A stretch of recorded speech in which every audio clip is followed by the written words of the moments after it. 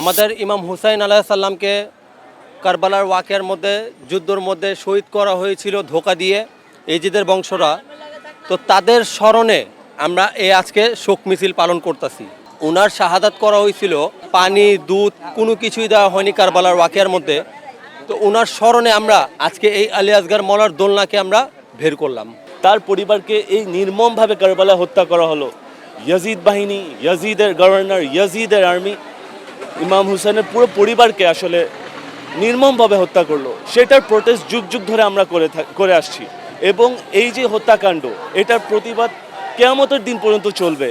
এবং এটা বিভিন্ন ধরনের মানুষ, হিন্দু, মুসলমান, সুন্নি, শিয়া, সুফি, সবাই এখানে, খ্রিস্টান, সবাই এখানে এসেছে ইমাম হুসেনের যে স্ট্যান্ডটা কারবালার দিন সেটার সাথে নিজেকে যুক্ত করার জন্য। আজকের দিনে, এই দিনে আমাদের কিয়ামত হবে, এই দিনে আমাদের এই দুনিয়া ছেড়ে ত্যাগ করতে হবে, সবার এই পৃথিবীর প্রত্যেকটা মানুষের ত্যাগ করতে হবে।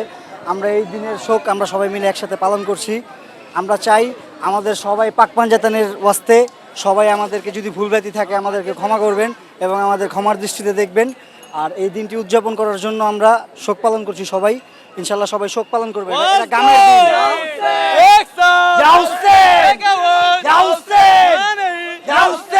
এই শোক মূলত আপনার 61 হিজরি থেকে মনে করেন চলে আসছে, কারণ ইমাম হোসেন এই দিনে শহীদ হয়েছে তার মহৎ শহীদ কারণে, এবং এটা আমরা আগের থেকে পালন করে যাচ্ছি। তিয়া, সুন্নি, হিন্দু সব এখানে মনে করেন সব লোকজন এখানে সবাই করতেছে। খবরের কাগজ, নিখাত, নির্ভীক, নিরপেক্ষ।